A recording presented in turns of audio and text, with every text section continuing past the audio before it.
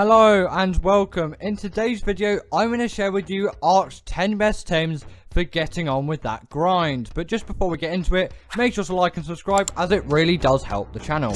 In at number 10 is the Casteroides, also known as the Beaver. This thing is an extremely useful tame for gathering wood, and it is okay for gathering things like silica pearls, as this thing is a reasonably good swimmer. But to be honest, what would you expect? This thing is a beaver.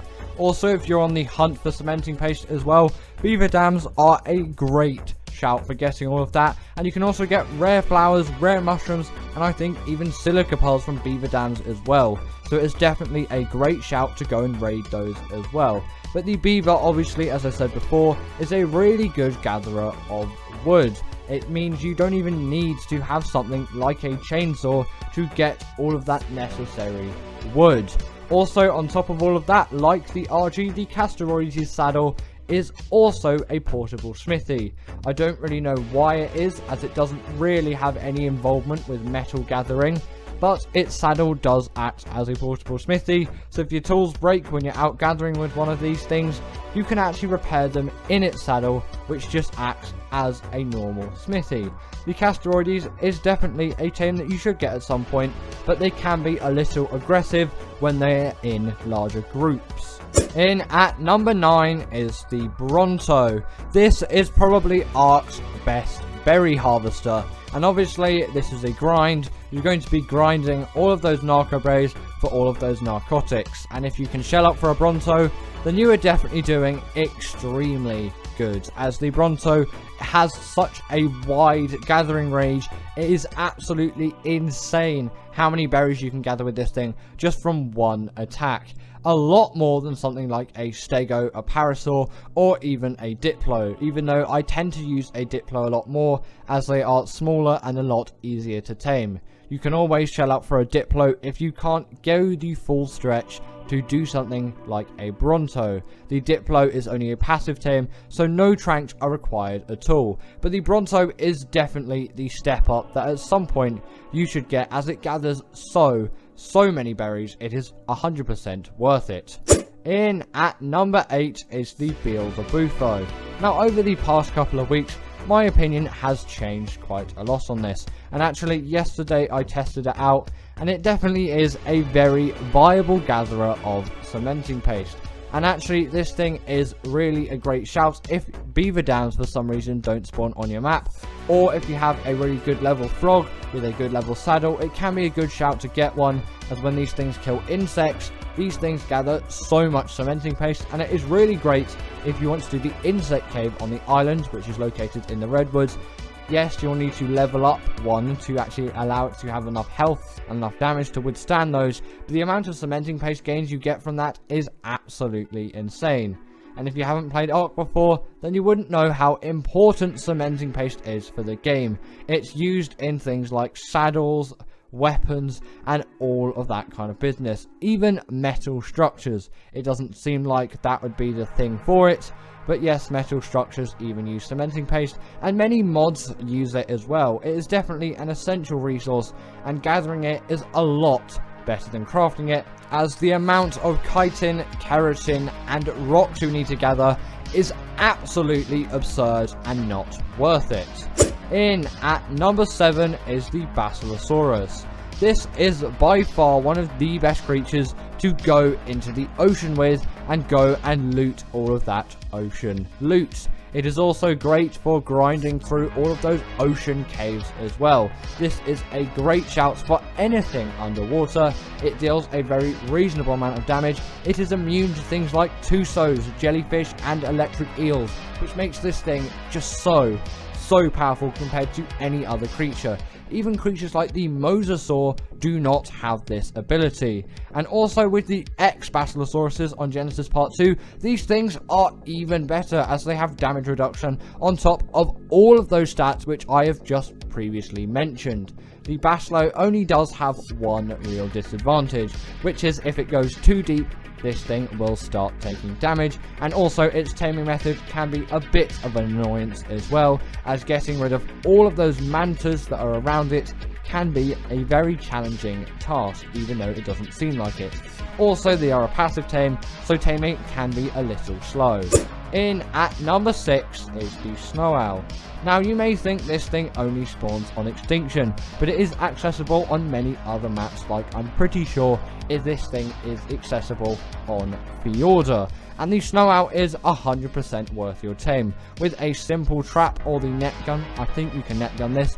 This is a very, very easy tame that will not really take you any time at all. The Snow Owl has a wealth of abilities. Firstly, its dive bomb ability, which it also does share with the Griffin.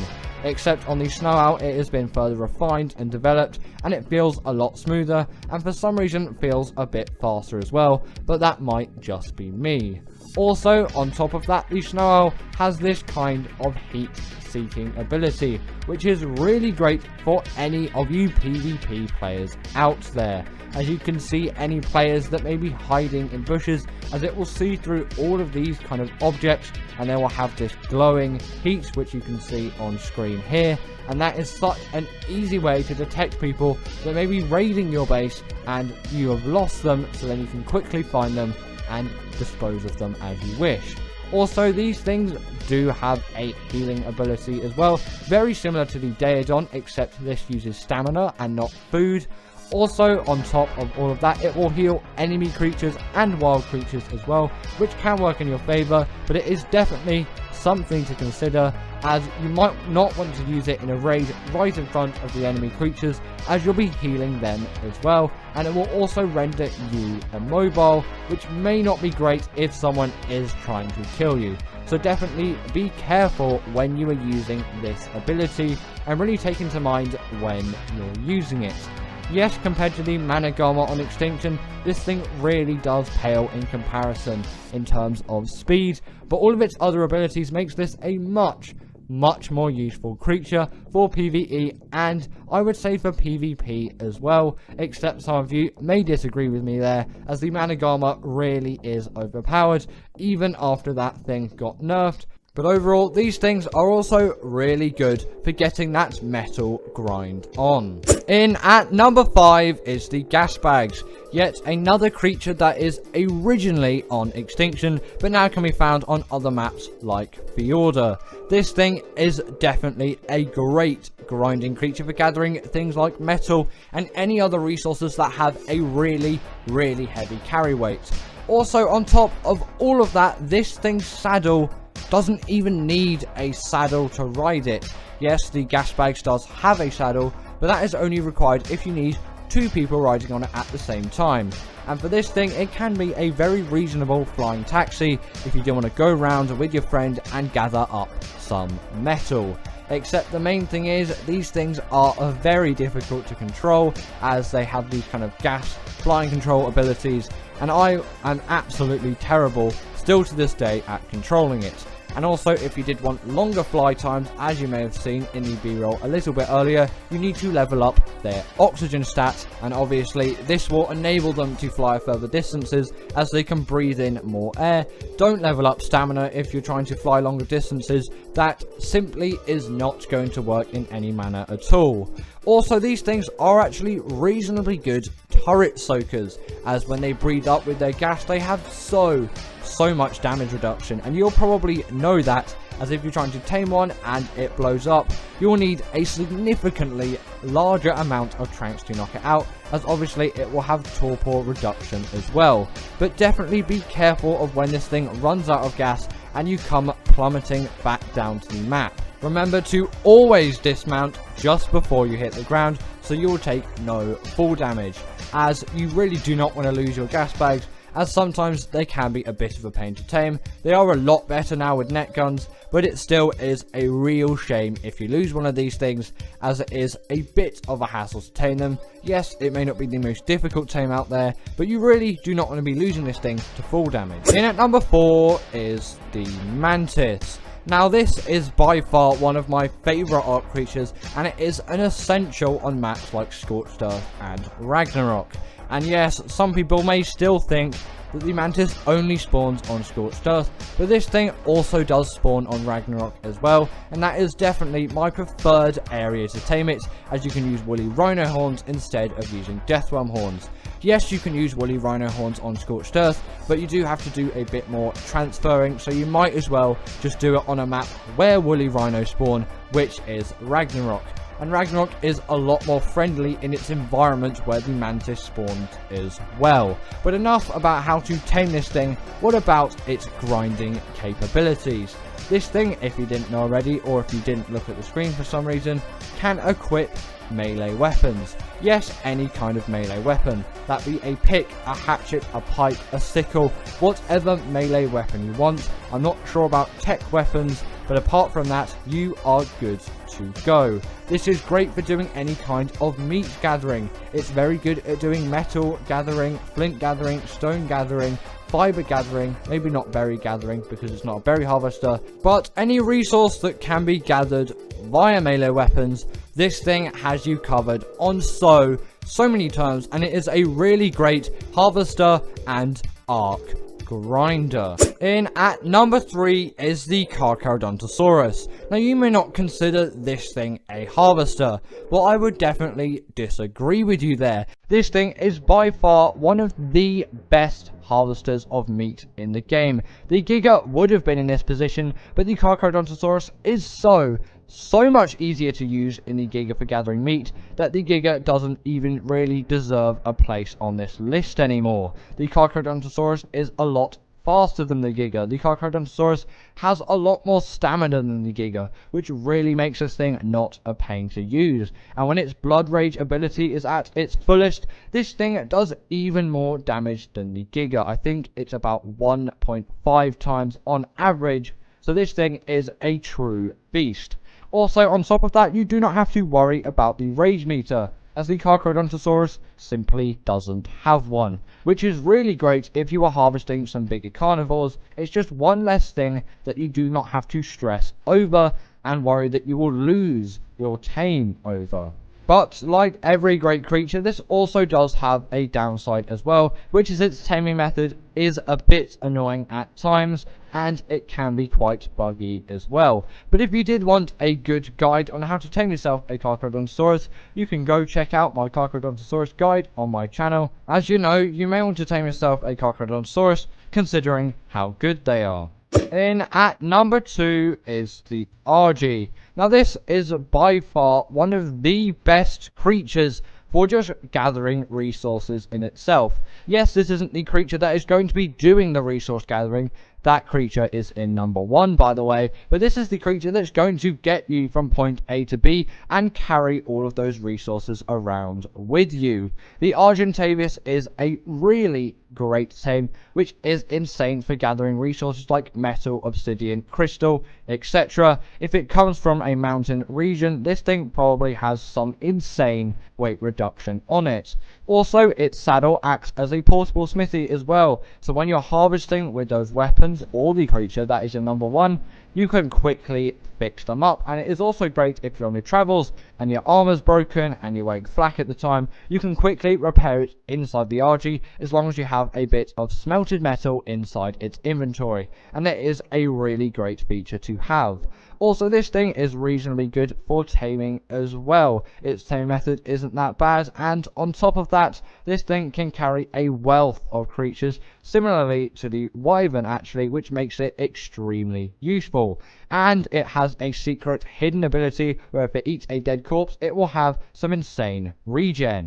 And in at number 1 is the Anky. The Anky is by far the best creature for gathering metal. And if you've ever wondered, yes, you have the stone pick, then you have the metal pick, surely there should be another tier of pickaxe. And in this case, that tier is the Anky.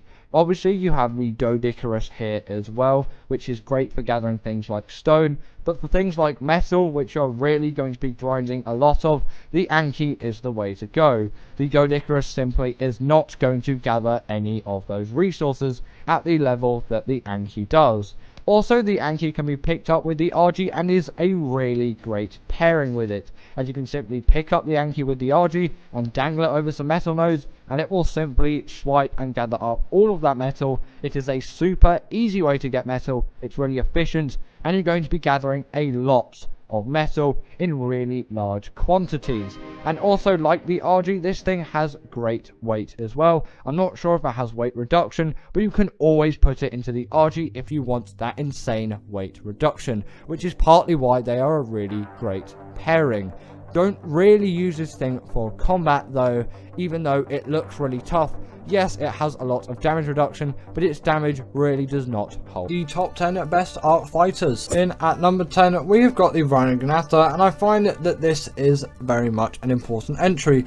While being one of the newer creatures that is in Ark Survival Evolved and Ascended, of course, it really does add a lot in the combat space. It's a very fast, efficient flyer capable of doing a lot of damage and also picking up some pretty large creatures with the likes of Rexes and Parasaurus, something which still to me is extremely impressive coming from someone who's been playing Ark for quite a while. And although yes, Cryos can do the same thing, it's still impressive that a creature can pick those up, because in a combat scenario you can also pick up those creatures too. They are fantastic for decimating bases, as they can just damage so many things at one time, and with their quick flying mobility they really are quick to defeat anything in any sort of fight. Coming up next on the list, we have got the Desmodus, and this creature is capable of picking players off their mounts, making these things really great fighters. But this is sort of more PvE orientated, as I am a PvE player, but still it could be useful in potential scenarios.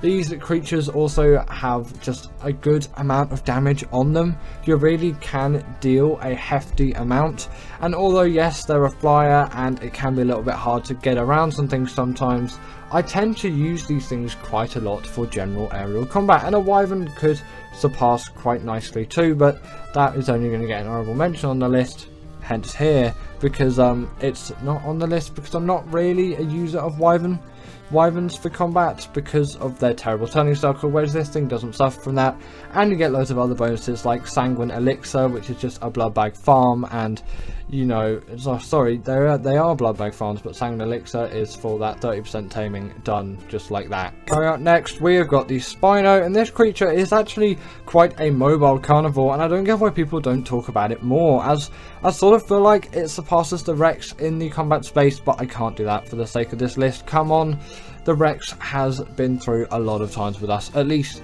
for me, and that creature deserves a higher spot on the list. But the Spino still definitely does deserve to be here, with its fast underwater combat being definitely something to look up to, and something which I'm sure players look up to. They're pretty good for underwater caves in that aspect too, and you can bring them into given boss scenarios as well, which is great too. If you don't want to bring Rexes in and you've got loads of Spinos, or if you simply don't have Rexes and you've got loads of Spinos, they will definitely suffice. Although for the dragon, I would definitely recommend a Theory. Not on this list again, but that deserves an honourable mention too, as that is yet again another great fighter tame. Coming in at number 7, we have got the Thyla, and this creature is here because it really does deserve the spot. With a lot of mobility on its side and the bleed ability, the first appearance on the list, it really does deserve to be here. It's also quite a popular caving mount too, and that's sort of why I've put the other creature, which could be a little bit of a disagreement between you and me, a little bit higher on the list, as I find that is a better caving creature, and I think that is a lot more useful for general fighting. But again, the Thyla really does rule the roost in that sense on the island. It has a lot going for it, and you can easily take out things like Rexes and Gigas. Gigas, if you're careful, don't just go in full guns blazing. Probably stay away from that mouth as best as you can, and maybe distract around a little bit, see what you can do, because I assure you they definitely will be able to do that. And if you've got a high level one, then you've got nothing to worry about anyway. So coming up next, we've got the Barry, and I find that this is a way better caving mount. I know this isn't a caving list, but I find for fighting that caving use is really useful, and it's a great underwater combatant as well, so it's got a lot more of a bonus there, although its mobility isn't quite as good as the Thyla, and it does lack the bleed ability. though it can stun creatures up to the size of the Megalodon underwater, which you may or may not see later in the B-roll. It depends how much I'm talking about this creature, because this is being a bit of a faster list today, if you haven't noticed, because I'm in a little bit of a hurry, let's say. Either way, these creatures are incredibly efficient caving fighters due to their actually quite considerable amount of mobility, although still not much compared to the Thyla.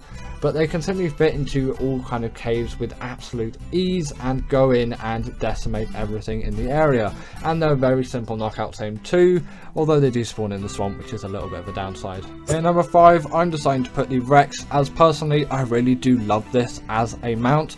And it really does get a lot of that general fighting done. You can do pretty much any fighting need that you'll need to get done on the Rex. It is just capable of so much, and you really can't undermine it for what it does. It's got great health, it's got great stamina, and it really does pack a punch in the combat department, and there is no doubt to that, and that is why you simply have to put it on a best arc fighters list. You really can't beat something like the Rex. Yes, it's sort of something which everyone turns to, but if loads of people are using creature, it probably means it's good, especially considering how long Arc's been out for and how long the Rex has been out for, because it's been here since day one and people are still using it. It's not like it's a new creature or anything, so if you have never used a Rex, I implore you, use a Rex for combat. And although the turning circle isn't the best, these things do pack a punch in the damage department. Coming up next, we have got the Utrannis, and in my personal opinion, I really do think this creature deserves to be here above the Rex. I've really loved this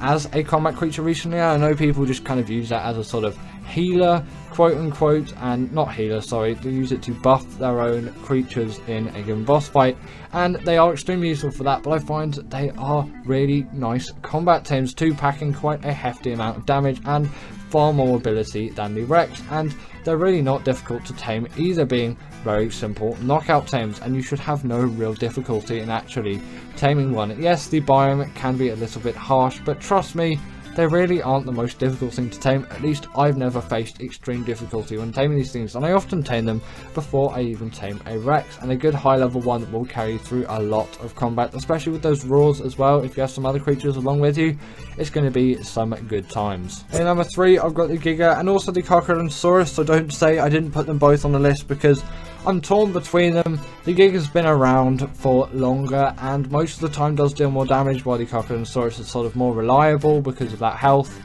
not having the rage meter on it, and they also deal bleed still. Yes, Gigas do bleed, but only when wild. They're a little bit more ranged back, but they both still really do rule in the combat space. And although the other two creatures I think are better at given combat, these really do deserve to be here. The Reaper sort of does as well. It tags in as one of those other really big creatures too.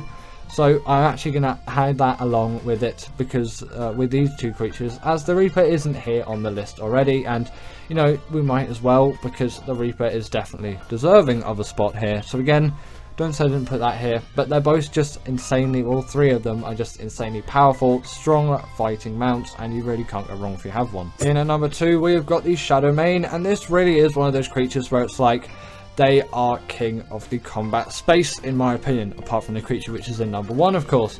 They've just got so much general mobility, it really does just make these things so effective as a mount. They've got the pack buff, they can jump to incredible heights, and they really are great swimmers too, which adds to these things. And although the creature in number 1 isn't particularly the best swimmer out there, I think it just has a few main advantages, as it's not quite as good in the boss arena is the Shadowmane, especially ever since they got nerfed as well. They're not quite as good as they once used to be, but they still definitely do really pack a punch, and I love these things for general combat. They also don't need any saddles too.